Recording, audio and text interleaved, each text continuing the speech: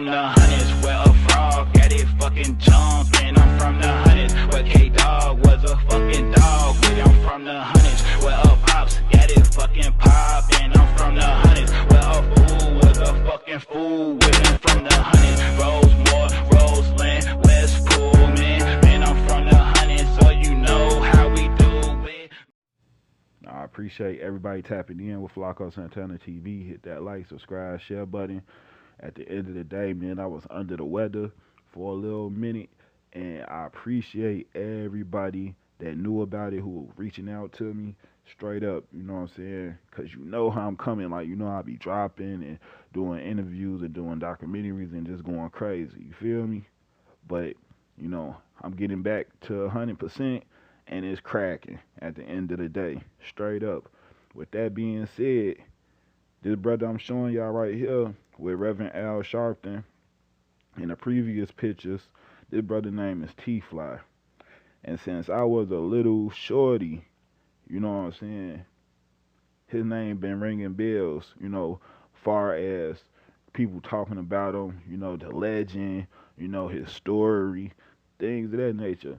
You know what I'm saying? I'm GD, and I heard about T.W.O, and I'm on the south side of Chicago in the hundreds.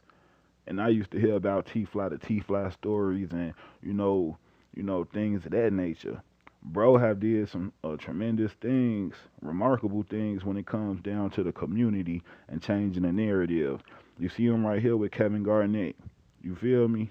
Even NBA players is embracing him. You know what I'm saying? So, with that being said, I'm doing a documentary on T.W.O. You see him right here with the former mayor of Chicago, and this brother right here next to the mayor is a pastor. I'm going to let y'all hear what T.W.O got to say for y'all, for himself, and this is the reason I'm doing a documentary. Tap in. Let's get it. Flacco Santana TV. The value that we've never had on our own. Our problem in life is that a lot of us didn't have the luxury of growing up with no father or no mother. We didn't get no love from at home. We're not privileged to be from Schaumburg or one of these other places. So guess what? The streets raised us. But the culture will change, of course. But I don't want us, I talked about 30 years ago, my situation where I got incarcerated.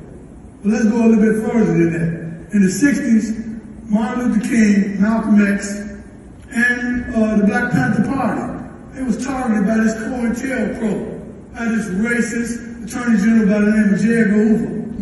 So we went for that banana and tailpipe back then, and guess what? In the early 80s and 90s, once again, people like me went for the same banana and tailpipe. They did these racist, you know, war on drugs, and all of us was locked up. I'm not minimizing what I did, because what I did was sleazy, no doubt about it. Now, we falling for the same banana in the tailpipe. What they trying to do? No disrespect to anyone. I'm not anti-nobody, but I'm 100% pro-black. No doubt about it. They bringing illegal immigrants that we don't even know what they is, where they come from, whether they're rapists, murderers, and they put them in our communities. They pitting us against each other. We're going to fall for the same tricks. So, why won't we, if it's not now, then when? Yeah. We have to unite as black men. Yes, sir. It's a reason we got to unite. Because we've been falling for the same tricks forever. They didn't build no prisons back then for me or for my kids. They built it for my kids' kids. All when I was in prison, trust me, and anybody who was in prison that long, they was praying for another chance in life. So all Black Men United was created for one or two reasons. One of the reasons was to paint a different picture, tell a different story, and rewrite a new narrative that was positive, productive, and progressive. Not anti-nobody, but 100% pro-black. But that wasn't the only reason. We knew that we had to come back to our communities and repair some of the harm, and also we had, at one point in time, we might have to be vanguards to our community. That's the reason Black Men United was created. So, my experience in Africa really shocked my whole brain and everything I really thought in life. My brother James elaborated on what we experienced, but he sort of minimize what we really went through, because 3 grown men at nighttime at a bonfire was crying like little kids. We couldn't believe our people were suffering. Media indoctrination is something that we'll never be able to deal with. They told us that our African people hated us, there was this, there was that. Ain't none of that true. They're the strongest people you ever meet in your life. They come back to our communities and repair some of the harm. And also, we had, at one point in time, we might have to be vanguards to our community. That's the reason Black Men United was created. So, my experience in Africa really shocked my whole brain and everything I really thought in life.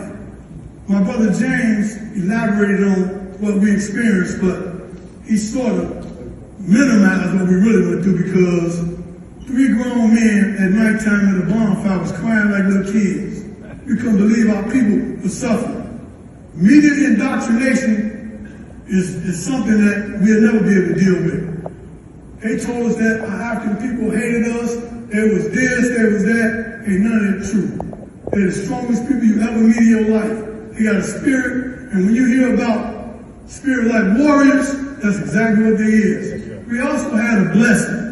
We was blessed to go to Maasai. And this is one of the strongest communities in Africa. They're the only ones that maintain a tribal culture and everything. So when we got there, I was like, I don't know what we're doing.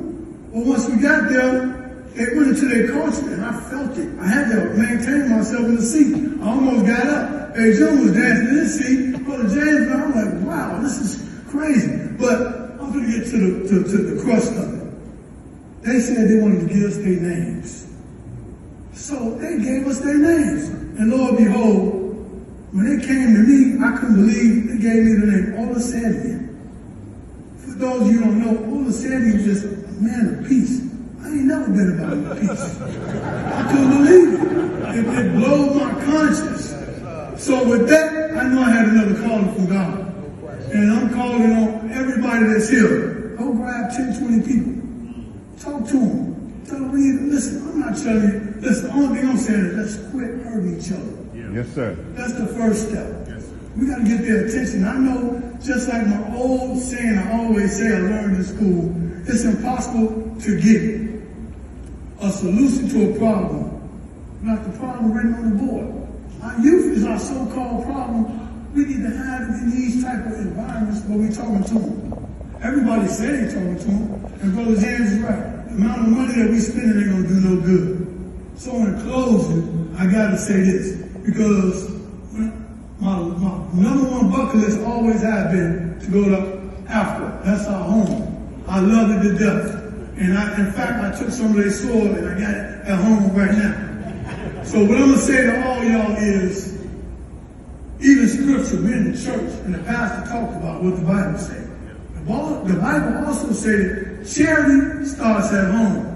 Well, America and the world, our charity is in Africa. That's why I have to drop a documentary on this brother, because this brother got knowledge of himself. He conscious. He know who he is as a person. He want to unify the black community, our black people. He about our African roots and culture, you know, things of that nature. And those type of things have to be expounded on, you know what I'm saying? So that's why I'm dropping this documentary on T.W.O, straight up. You know, you see this picture right here with T.W.O and Shorty Bible. T.W.O, T.W.O, Shorty Bible, GD from Inglewood. They together. They had a life sentence. They overcame it. They free. They trying to change the narrative in our community. You know what I'm saying? I got Father Flaga and P. Rico coming up. I'm finna show y'all they had a community demonstration with common sense and a lot of brothers and sisters coming out, you know, to stop the violence. Stop the violence. Little shorties out here getting killed, 7, 8 years old. They can't even live their life. So y'all go ahead, check out this content, Flacco Santana TV. On June 14th, 7 p.m., we'll hold our first peace rally for the year. We invite everybody to come together who wants to make a commitment this summer to say we want peace in our neighborhood, we want to save lives. We want our children to live, we want them to reach their goals, their destiny, their purpose, and every dream they have to be manifested.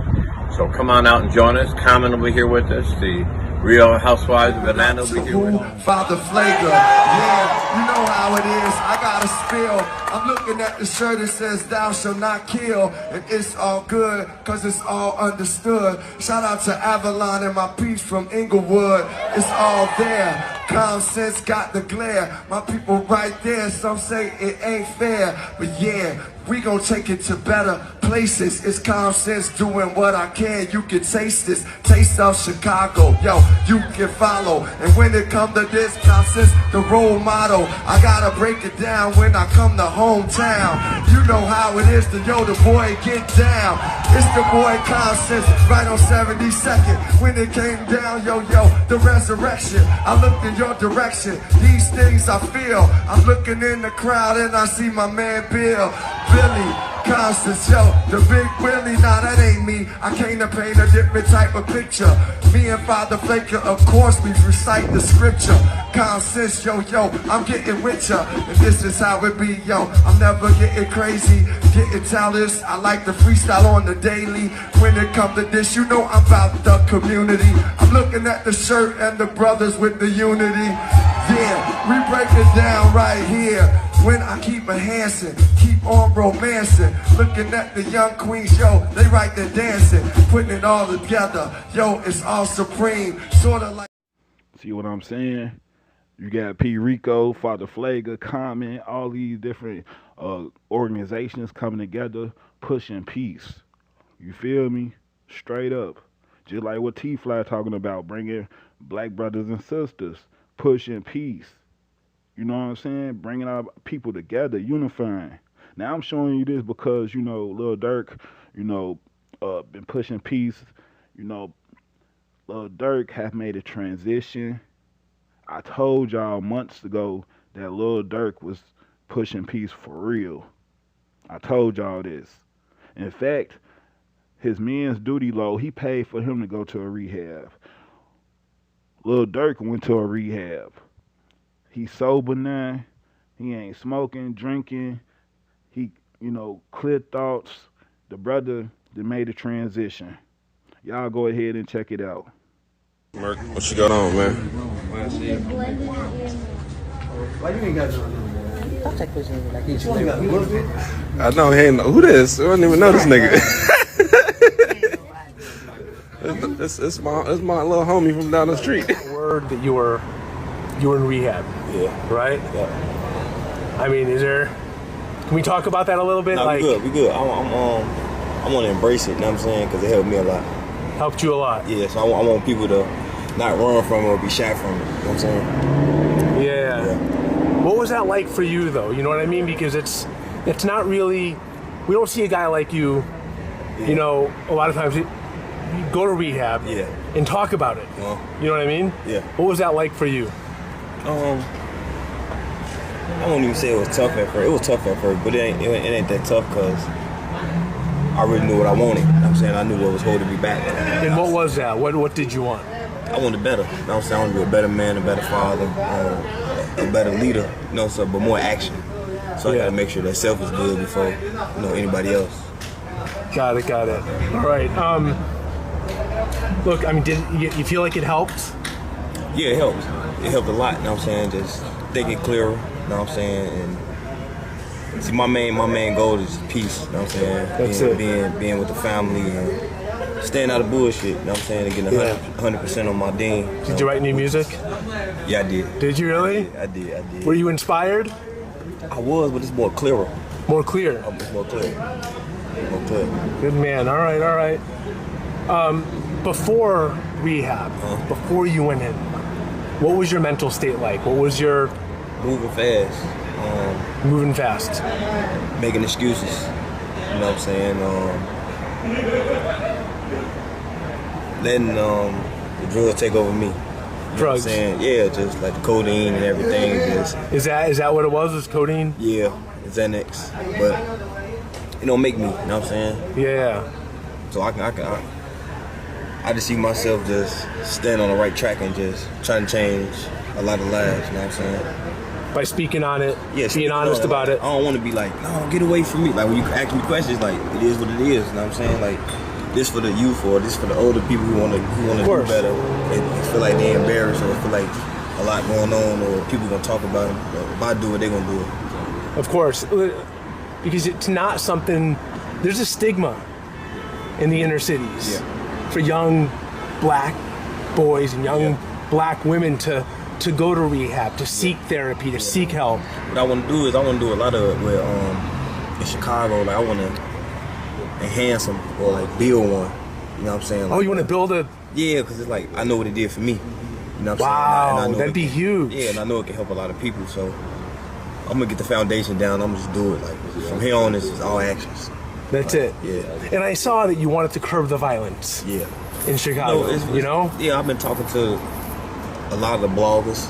You know what I'm saying? We've been on the same page. A lot of the big musicians from Chicago. Yeah, but it's really the bloggers that they narrate it. You know what I'm saying? I've been talking to them, being on the one page and just trying to keep all the bullshit down. Everybody ain't gonna change, but we're gonna save as many people as we could. Start in Chicago and maybe expand? Yeah, because this is where I'm from. Yeah, of course, of course. I want to fix the world at once, but you know, this reality. So the Neighborhood Heroes Foundation kind of started. Biggest. You know what I'm saying? Shout out Kevin. So I see that though. You smile though. I see those words and I see you smiling. You know. Our brother Whoop. Yeah. Like, are we gonna see this kind of reflect like in your music though? Like this whole kind of. For sure. But I'm more so like actors though. You know, like a lot of people just like. They talk. Yeah, like leaving rehab or saying they're gonna do this and the actions don't lead up. So I just want to show my actions instead of doing talking. Yeah. You know, I just fuck with how you approach me about it. Yeah, you know, listen, you just gotta keep it real, keep it honest, you know, and it's hard. Look, any final words though? Anything else that we're missing? Let's change the world as much as possible. That's it. Change it. We're gonna change it. Let's do it. All right. Listen, final question. We got Trump and Biden. Mm-hmm. You want to curb violence in Chicago. Mm-hmm. You know what I mean? How do you where's your head on that? You know what I mean? Biden's been in for almost 4 years. Yeah. Trump was in for 4 years. Not a lot's changed. Yeah. I'm going to be just honest, completely, I just know what I can do. Yeah. You know, I can't speak on... Who would you rather work with, though? Because it does play a role. I'd rather work with the governor, the mayor of Chicago. Got it. Yeah. Small, you, the local guys, Yeah, I hear you. So now y'all see how Durk moving. He got his man Duty Low in the rehab. Durk put himself in the rehab. They sobered up now. Durk out, changed man, third eye open. He ready to push that peace. You know what I'm saying? Islam is peace. That's why Muslims come in peace and leave in peace. So he ready to push Islam amongst brothers and sisters, ready to push that peace that need to be in these streets at the end of the day. Y'all see this classroom? You got Benny Lee, Sherman, Prince Wakita, a lot of good brothers and sisters up in here. We're going to get back to that, but I just want y'all to see how little Durk, you know, changing. He reaching out to Angel Reese and them. J-Man, check it out.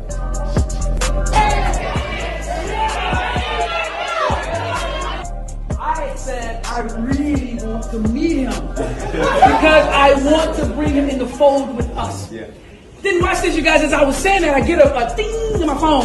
His mother found me on social media. His mother found me on social media. Said we all have to connect. You guys, connection. I'm gonna be quiet. I ain't all out. Go ahead, talk to him. It's over with. You locked in now. They didn't get rid of me. But nah, y'all had a good game today, and you know I'm being more of the game, supporting y'all. I'll bust their ass. I'm with y'all, bust their ass. Y'all on the sideline talk a lot of shit. Y'all did y'all thing, all y'all.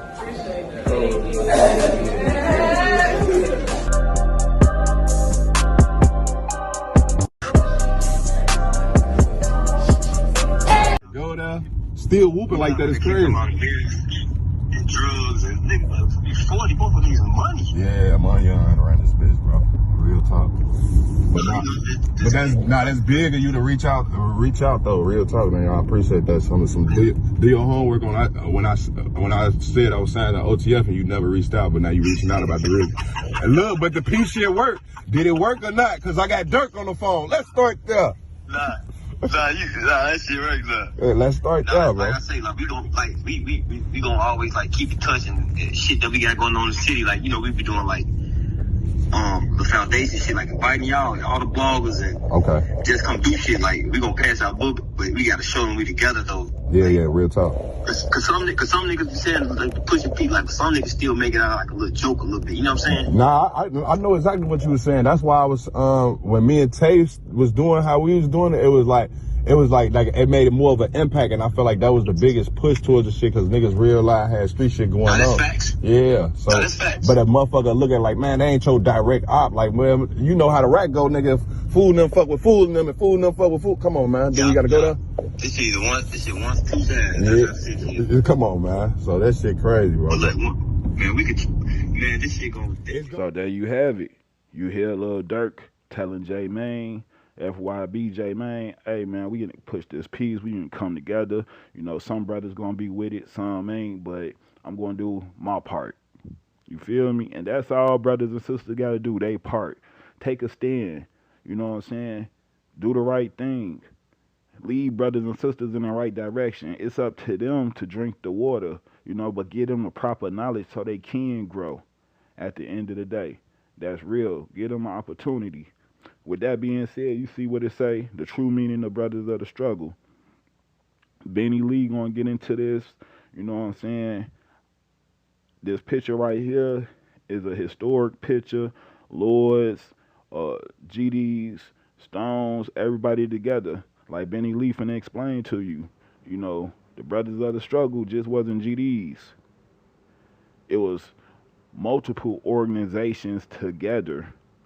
GDs, Stones, Lords, BGs, everybody coming together, straight up.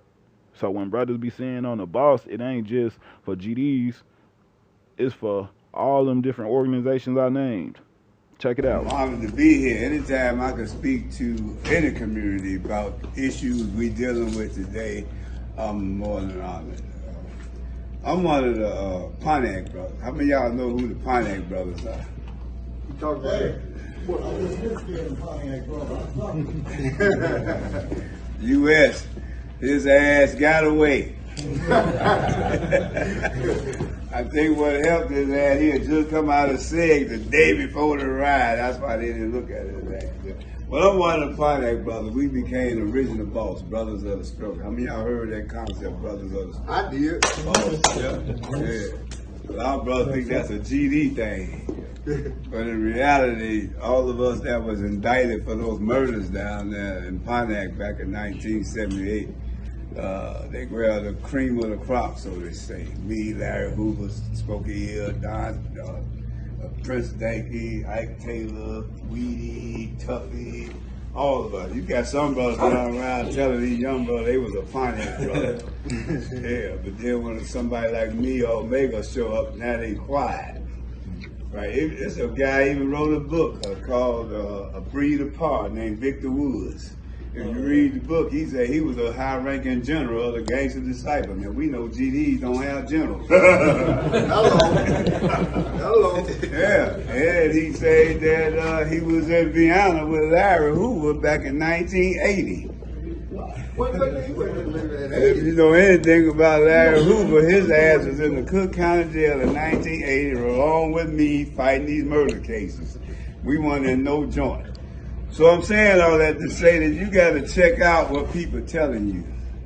Because a lot of people, they figure people young, they don't know, so they can get away saying some things because a lot of people ain't around no more.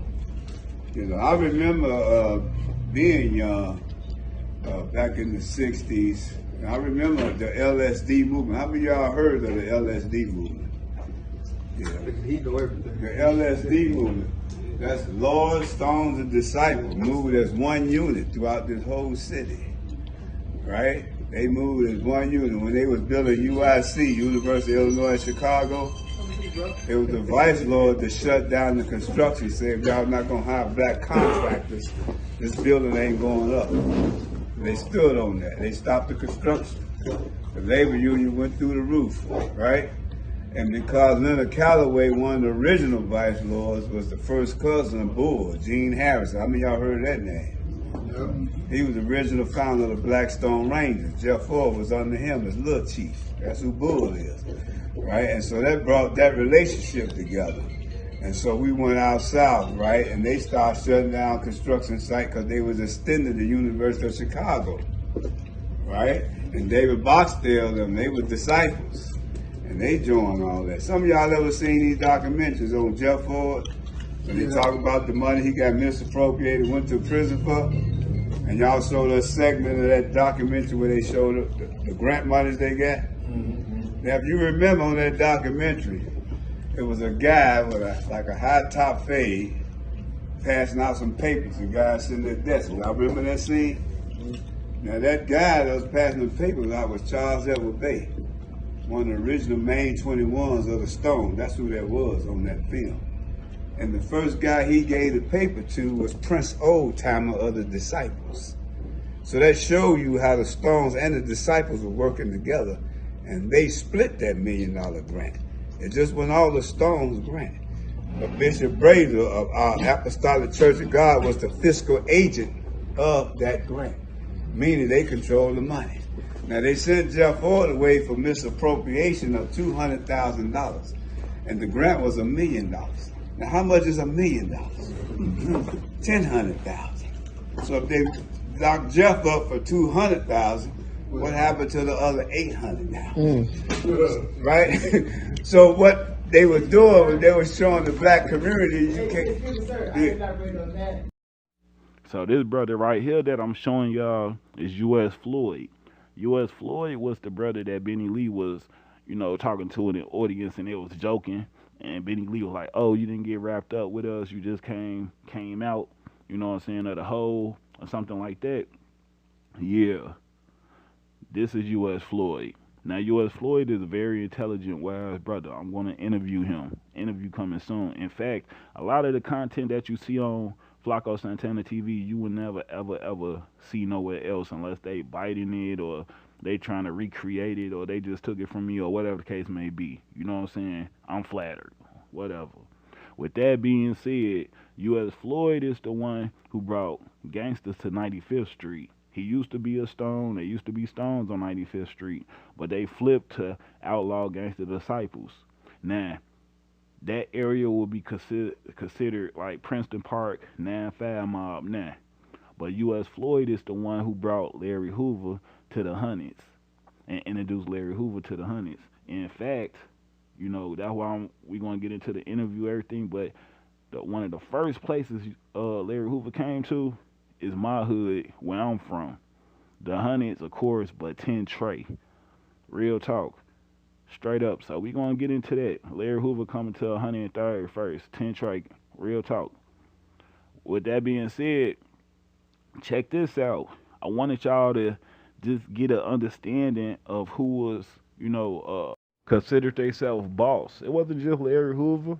You had Lords, you had Stones, you had BGs, Black Souls, real talk. And they all considered themselves boss, brothers of the struggle. This right here is Charles Edward Bay. I'm going to do a documentary on him too, because the brother was cold at the end of the day. And when I give you his history, boy, your mouth going to drop. Because he was about that. Real talk. He was one of them dudes for the most. Straight up. But he is the one who gave the paper to Prince Oldtimer of the BDs. This is Prince Oldtimer. You heard Benny Lee said, hey, Prince Oldtimer got one of the first papers, the Black Stone papers, from Charles Edward Bay. Also, Benny Lee told you how the Lords and the Stones hooked up because Eugene Bull Harrison had a cousin out west who was a vice lord.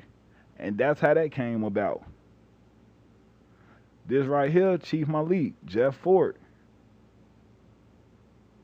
This brother, the government tried to make him the face of the grant money, and they tried to prosecute him, debunk him, tried to hate on everything he had going on with unifying the community. Real talk. I even got the documents from the FBI from J. Edgar Hoover saying that they admit to making a fake letter from the from the Black Panthers and sending it to the Blackstones. They was trying to stop Fred Hampton and Chief Malik from coming together. Straight up. Y'all seen it up in that movie?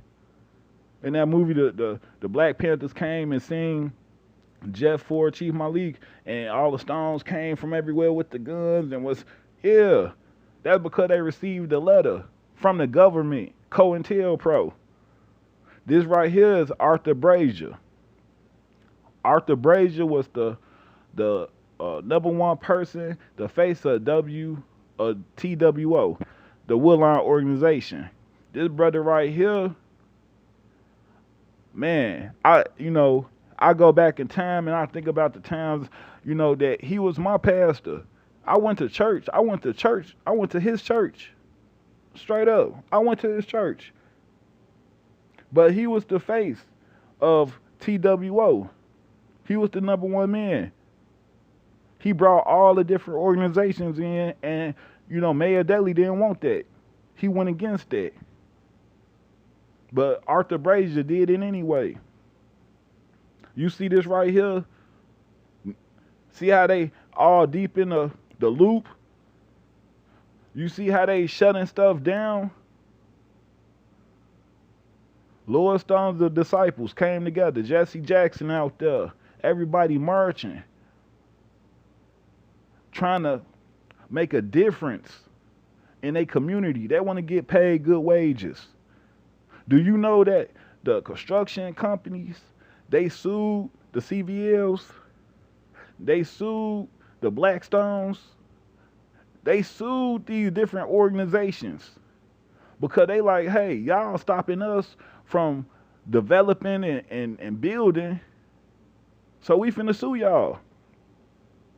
So they sued them. Real talk. That's history right there. Everybody came together.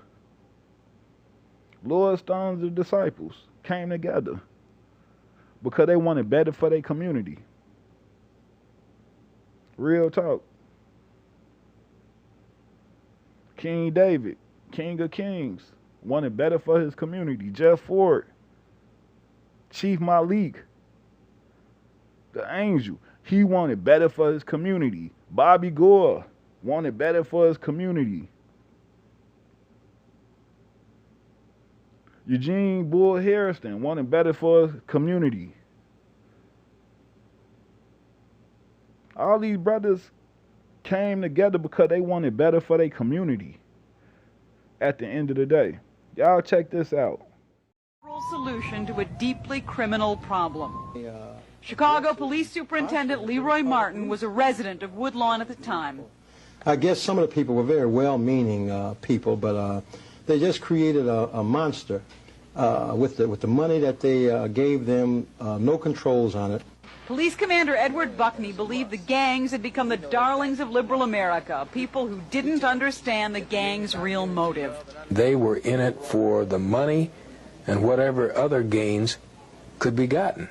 You know, anytime you can have somebody like W. Clement Stone give them money, the Sears Foundation, the Ford Foundation, the Weibo Foundation, the Kettering Foundation, and all of these kinds of things, and they would...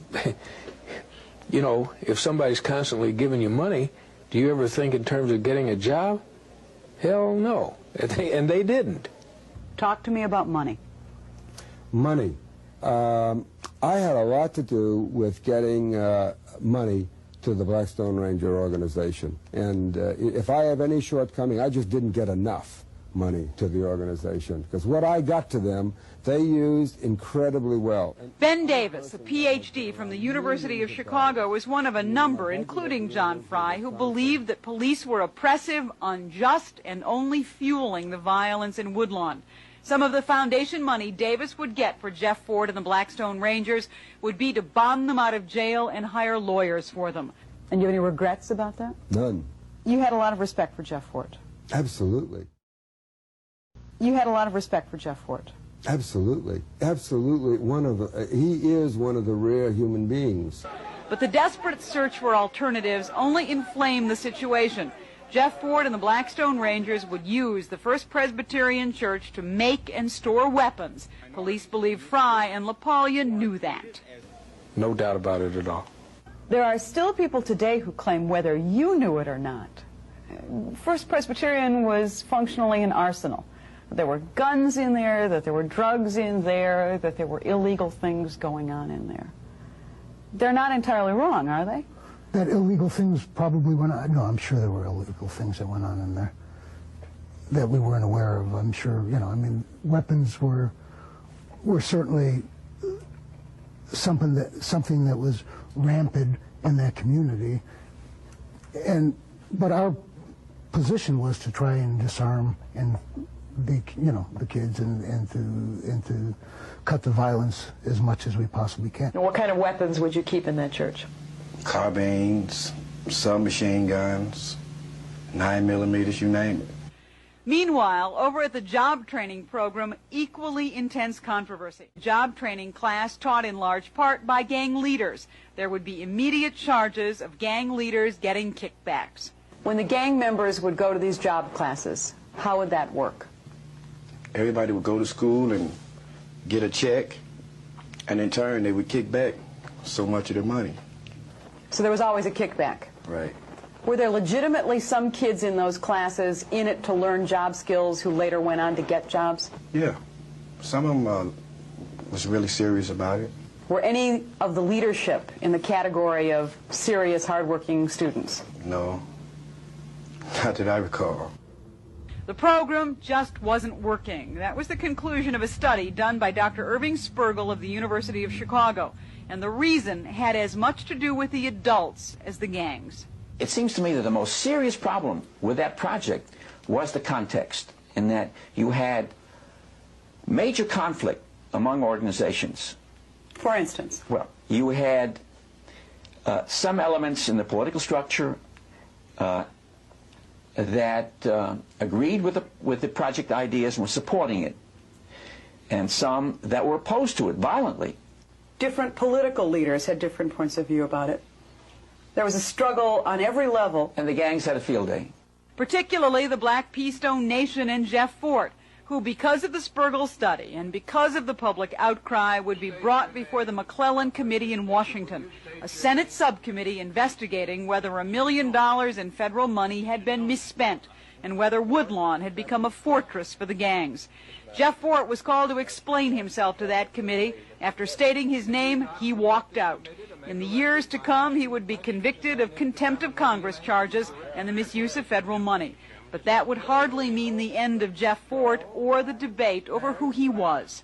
Social worker Charles LaPaglia. I think Jeff was basically good. I think given the opportunity to achieve good things, he would have.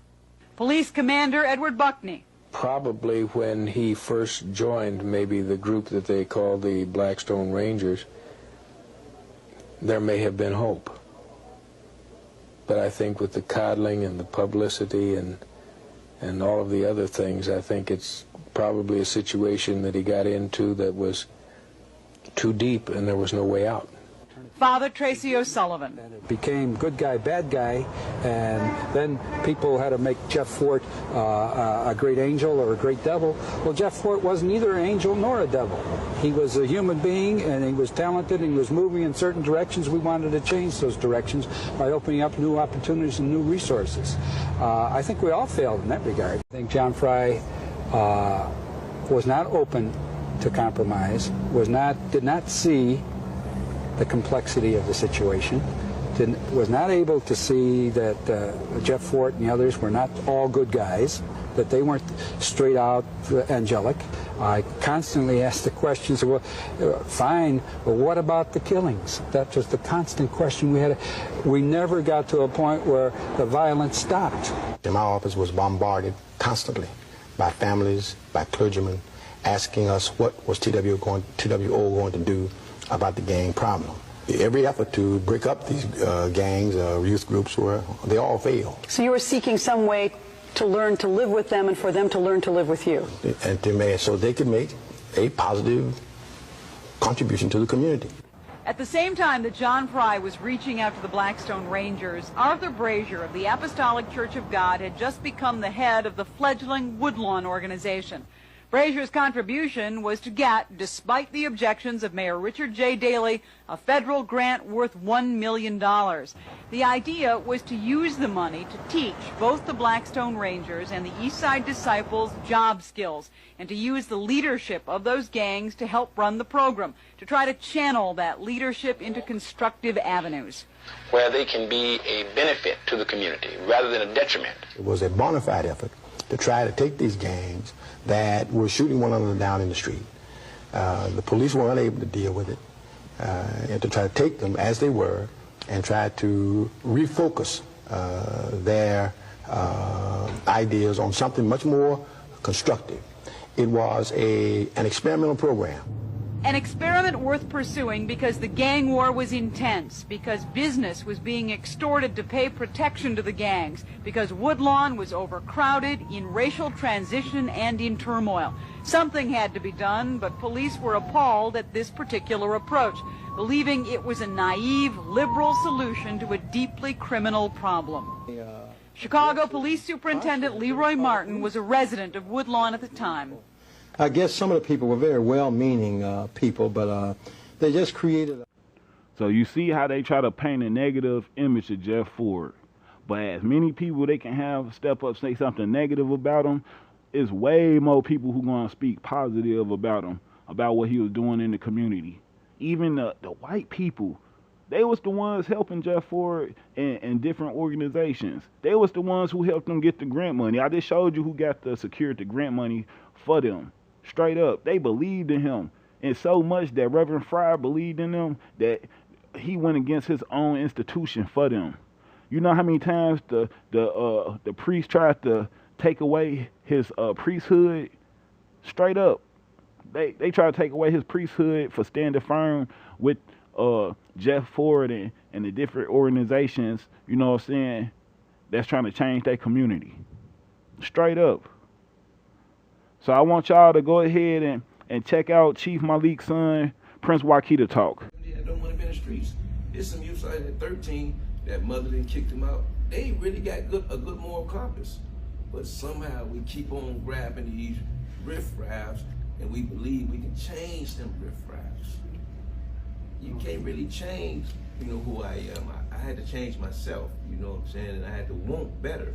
I had to be sincere, and I had to have a wake up. These cats don't have wake up. They go in jail and become worse.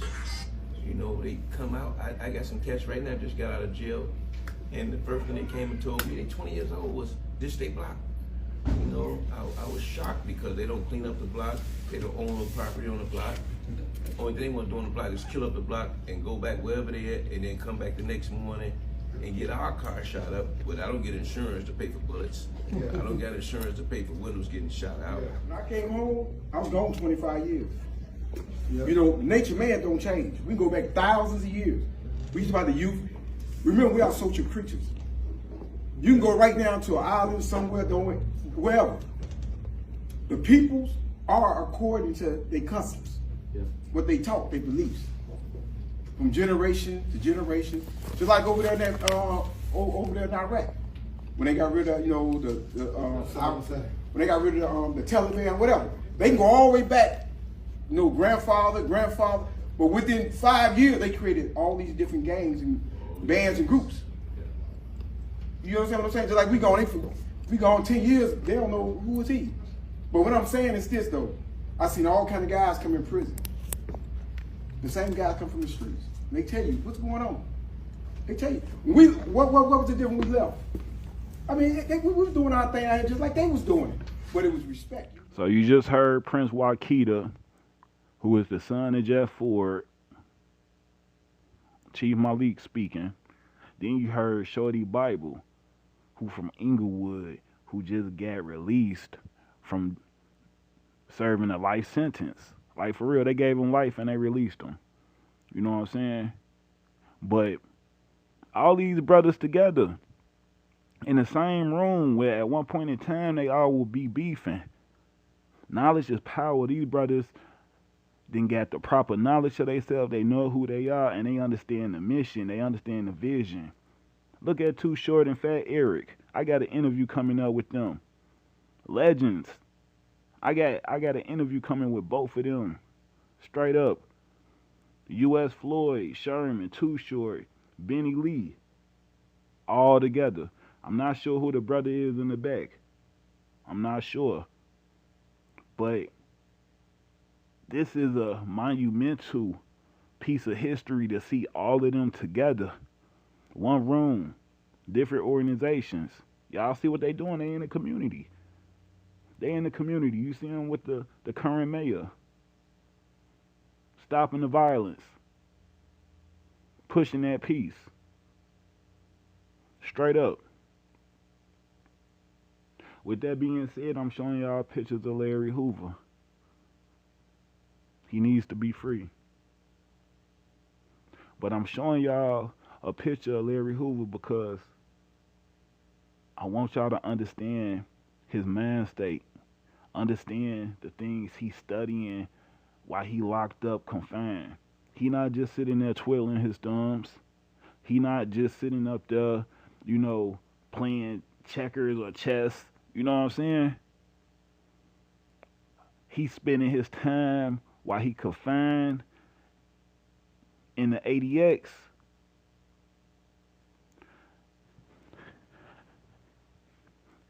He's embedding knowledge within himself, keeping it positive and productive, even in the situation he in. Straight up.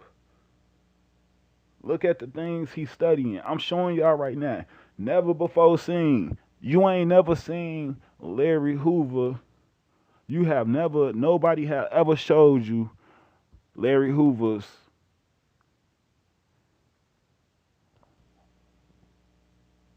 log of what he studies, what he know. Nobody. You can't say you know a man unless you understand and know his mind state. Look at the things he's studying. Real talk. Just look at him. Look, all type of different subjects. All different type of subjects. Hey, I tried to crop my finger or my thumb out of this picture. I still see my thumb. But I want y'all to just read over it. Pages. Pages for years. This brother studying, learning, getting knowledge, wisdom, and understanding of so many different subjects. Not just one religion, but multiple religions.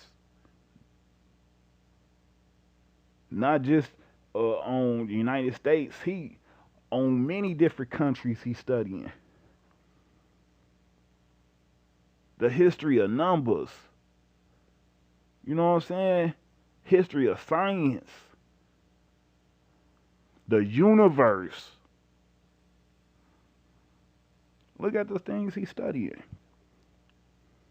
So if he's studying these things, especially y'all brothers saying y'all GD, y'all should be studying the same thing. Y'all should be learning the same thing. Y'all should be educating yourself the same way. I'm showing y'all this for a reason.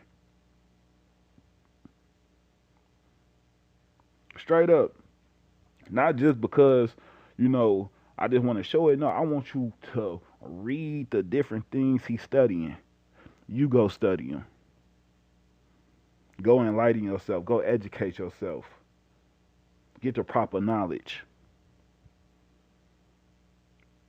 Open your third eye. Straight up. Look at these things. Look at all the different subjects. Natural law, human nature. He studied jazz, physics, astronomy, astrology, history of the ancient Rome, world religion, Islam, Christianity, Black Americans, history of ancient Egypt, discovery of ancient civilizations. Y'all do some digging. Y'all go ahead and look up these different subjects that he have studied. Straight up. Everybody should grow and develop themselves. Get the proper knowledge, wisdom, and understanding to help you elevate and do anything that you want to do. Knowledge is power. With that being said, I appreciate everybody tapping in with Flacco Santana TV. I'm finna lighten up the mood. Hey, check Benny Lee on the dance floor. Real talk.